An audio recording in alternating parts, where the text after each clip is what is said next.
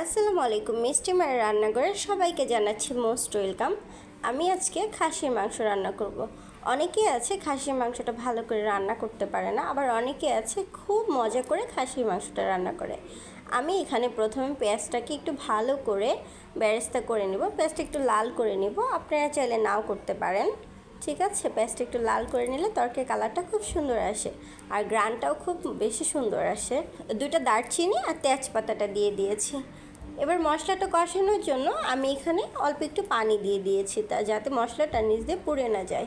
এবার আমি লবণ, মরিচের গুঁড়া, হলুদের গুঁড়া, গরম মশলার গুঁড়া, আদা বাটা, রসুন বাটা এসব দিয়ে ভালো মতো কষিয়ে নিচ্ছি। আমার গরম মশলার রেসিপিটা আমার পেজে দেওয়া আছে, আপনার ইচ্ছা করলে দেখে আসতে পারেন। ওখানে আমি সব ধরনের মশলা দিয়ে আমার এই স্পেশাল মশলাটা বানিয়েছি। আপনারা চাইলে দোকান থেকে মাংসের মশলা কিনে এনেও রান্না করতে পারেন, কারণ খাসির মাংসতে মশলা যদি কম হয় তাহলে এটা খেতে তো ভালো লাগেই না, একটা বিশ্রী গন্ধ আসে। যার কারণে অনেকেই খাসির মাংস খায় না, কিন্তু সুন্দর করে রান্না করতে পারলে খাসির মাংস খেতে কিন্তু খুবই মজা হয়। দেখতেই পাচ্ছেন আমার মশলাটা কত সুন্দর করে কষানো হয়েছে, উপর দিয়ে একদম লাল লাল হয়ে গিয়েছে। তো আমি এখন ধুয়ে রাখা মাংসটা দিয়ে দিচ্ছি কষানোর জন্য। যখন মশলাটা ভালো করে কষানো হয়ে যাবে তখন কিন্তু উপর দিয়ে তেল ছেড়ে দেবে মশলা। দেখতেও যেমন সুন্দর, মশলা ভালো মতো কষানো হলে যে কোনো তরকারি খেতে কিন্তু খুবই মজা হয়। সো আপনারা অবশ্যই এই জিনিসটা মাথায় রাখবেন যে তাড়াহুড়া না করে মশলাটা যাতে আমার একটু ভালো মতো কষানো হয়। আবার আমার মশলাটা কষানোর আগে যেহেতু আমি একটু পানি দিয়েছি, আমার মশলাটা পুড়ে নেই। এখন আমি 1 গ্লাস পানি দিয়ে খাসির মাংসটা ভালো করে কষিয়ে নিব। আপনারা দেখতেই পাচ্ছেন আমার মাংসের কালারটা কত সুন্দর লাগছে, কারণ আমার মশলা কষানোটা খুব সুন্দর হয়েছে, তাই গ্রানটা কিন্তু খুব সুন্দর বের হয়েছে। আপনারা তো আর পাচ্ছেন না, আমি বলে দিলাম। তো আমি এখন এটাকে খুব ভালো করে নেড়ে চেড়ে কষিয়ে নেব। তো যতক্ষণে আমার মাংসটা কষানো হচ্ছে ততক্ষণে আমি আপনাদের সাথে আবার একটা খুবই ইম্পর্ট্যান্ট একটা জিনিস শেয়ার করি।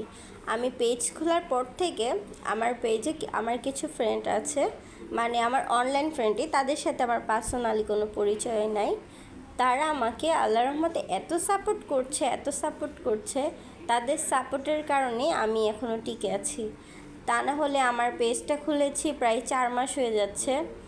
তো আমি আমার পেজে প্রথম দিক দিয়ে কোনো রকমের কোনো সাফল্য পাচ্ছিলাম না, তো আমি খুব হতাশায় ভুগছিলাম। কিন্তু আমার ওই ফ্রেন্ডগুলো, আমি কিন্তু তাদেরকে চিনিও না, ঠিক আছে, চিনিও না, জানিও না, কিন্তু তারপরেও তারা আমাকে এত সাপোর্ট করছে, মেন্টালিটিভাবে সাপোর্ট করছে।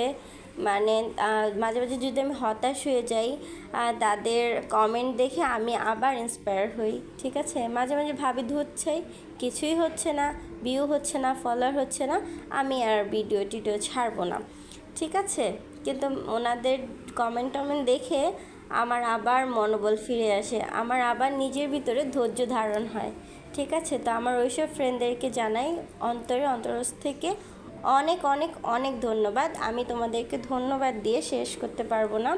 তোমরা আসলে আমাকে কতটা যে মেন্টালি সাপোর্ট করছো, এতটা সাপোর্ট আমার ফ্যামিলি মেম্বাররাও আমাকে দেয়নি, ঠিক আছে, যতটা তোমরা দিচ্ছ। তো যাই হোক, আমি যেহেতু এখনকার আলুগুলো একটু শক্ত, সহজে সিদ্ধ হয় না, তো আমি কিন্তু খাসির মাংস কষানোর সময় আলুটাও দিয়ে দিয়েছি। ঠিক আছে, একসাথে কষিয়ে নিচ্ছি, কারণ এখনকার আলুগুলো খুব শক্ত, সহজে সিদ্ধ হতে চায় না, পরে ভালো মতো সিদ্ধ না হলে খেতে ভালো লাগে না। তো দেখতেই পাচ্ছেন আমার মাংসটা কত সুন্দর করে কষানো হচ্ছে। এখান থেকে কিন্তু তুলে আপনার ইচ্ছা করলে খেতে পারবেন। অবশ্য আমি খেয়েছিলাম, আমার ভাই খেয়েছিল, খুবই মজা হয়েছিল।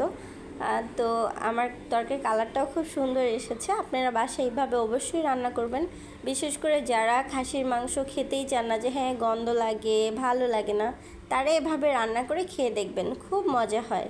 ঠিক আছে, আমার নানু কিন্তু খাসির মাংস খায় না, কিন্তু আমার আম্মু যখন রান্না করে তখন আমার নানু খায়। ঠিক আছে, কারণ উনি বলে খাসির মাংস রান্না করলে গন্ধ করে। তা আমি এখানে পানির যে জলটা দিলাম, সেটা আমি পানিটা একটু গরম করে নিয়েছিলাম। আপনারাও একটু গরম করে নেওয়ার চেষ্টা করবেন। গরু খাসির মাংসে পানিটা গরম করে দিলে মাংসটা যেমন সফট হয়, ঠিক আছে, খেতেও খুব ভালো হয়, টেস্ট হয়, আবার তাড়াতাড়ি রান্নাটা হয়। ঠিক আছে, তো আমার সুস্বাদু মজাদার খাসির মাংস রেডি হয়ে গেল। তোমাদের সাথে গল্প করতে করতে আমার রান্নাটা হয়ে গেল। আর তোমরা যেহেতু আমাকে এত এত সাপোর্ট করছো, তো সবাইকে অনেক অনেক অনেক ধন্যবাদ। I love you. সবাই আমাকে এভাবে সাপোর্ট করে যাও, আমি তোমাদের সবার পাশে আছি। সবাইকে অনেক অনেক অনেক ভালোবাসা।